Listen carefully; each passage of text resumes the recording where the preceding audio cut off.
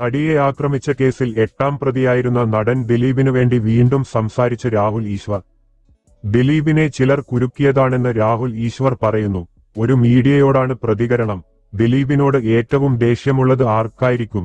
ദിലീപ് കാരണം സ്വന്തം ജീവിതവും കരിയറും കുടുംബവും നശിച്ചെന്നും പ്രിയപ്പെട്ടവർ വിട്ടുപോയെന്നും കരുതുന്നവർ ആരായിരിക്കും?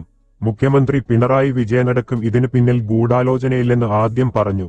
അപ്പോൾ പോലും ഗൂഢാലോചന സിദ്ധാന്തം കൊണ്ടുവന്നത് ആരായിരിക്കും? അവർക്കങ്ങനെ ദേഷ്യം തോന്നുന്നതിൽ എനിക്കൊരു വിരോധവുമില്ല. ആണോ പെണ്ണോ ആകട്ടെ, ആ വ്യക്തിക്ക് അങ്ങനെ തോന്നാനുള്ള എല്ലാവിധ അവകാശങ്ങളുമുണ്ട്. പക്ഷേ അതിന്റെ പേരിൽ കോടതിയിലും മറ്റും വേട്ടയാടുന്നത് ഭയങ്കര അനീതിയാണ്. ഇതിന്റെ പിന്നിൽ ഇത്രമാത്രം കള്ളത്തരം ചെയ്ത ആൾക്കാരെ കണ്ടുപിടിക്കണം. ദിലീപും പൾസർ സുനിയും തമ്മിൽ ബന്ധമുണ്ടെങ്കിൽ എവിടെയെങ്കിലും വെച്ച് അവർ കണ്ടുമുട്ടിയത് പോലീസിന് തെളിയിക്കാൻ പറ്റേണ്ടേ? തന്റെ ആദ്യ വിവാഹബന്ധം പിരിഞ്ഞ ശേഷം രണ്ടാമത് കാവ്യയെ കല്യാണം കഴിച്ച് കുടുംബജീവിതത്തിലേക്ക് പോകുന്ന ദിലീപ് എന്തിനാണ് ആദ്യ കല്യാണത്തിന്റെ ബ്രേക്കപ്പിന് കാരണക്കാരിയാണ് എന്ന് അവകാശപ്പെടുന്ന അതിജീവിതയ്ക്കെതിരെ ക്വട്ടേഷൻ കൊടുക്കുന്നത്? കാവ്യയുടെ ജീവിതത്തിലെ ഏറ്റവും വലിയ നന്മ ദിലീപേട്ടനെ കല്യാണം കഴിച്ചതാണ്.